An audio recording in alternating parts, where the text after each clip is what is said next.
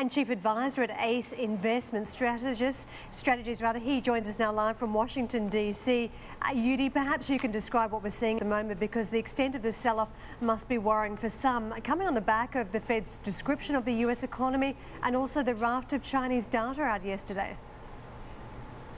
Yeah, it's kind of interesting, Karen. I think over a short-term basis, no doubt, you could feel this negative sentiment along with the explosive of the upward surge of the so-called VIX index, the fear index. The market indeed is selling off.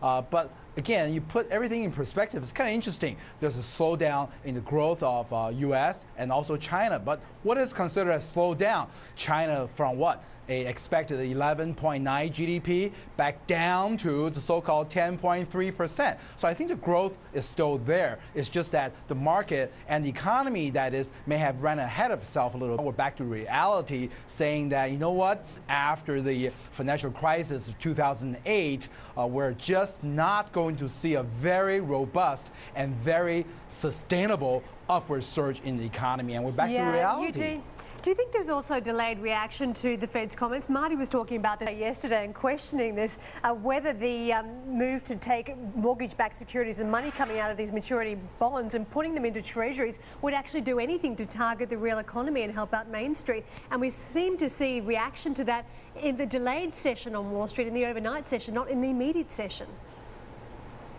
There's absolutely a delayed reaction to the Fed's so-called action and comments, for that matter. Basically, they're back to quantitative easing again, which is making the street very, very uneased. And like you said, people are doubting the fact that taking all the so-called yield from the bonds to buy more treasury bonds is really going to do anything for the actual economy. You know, it's kind of interesting. We talked about this for a while, actually, in the past, that, you know, was such a big hurt from 2008. Sometimes it just takes a little bit of patience. It's going to take a little time for the economy to get back on track. So by putting all these artificial help, it really doesn't really help much. Right.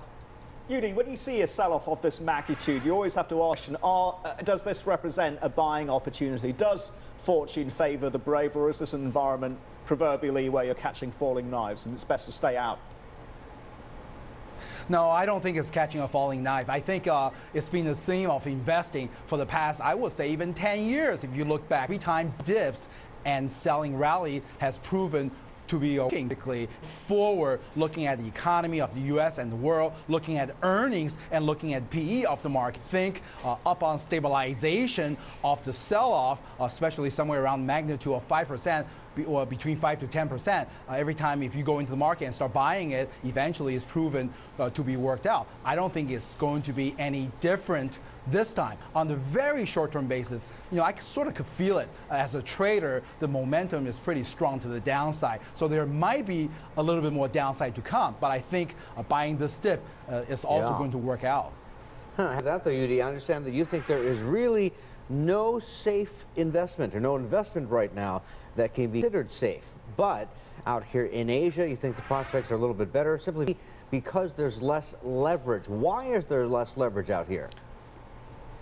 Yeah, I think there's a big difference. You know, I took a trip, as you know, recently to China, Taiwan, as well as Hong Kong. Then I realized, you know, whatever the financial investment or vehicle they're using, they really are less leveraged.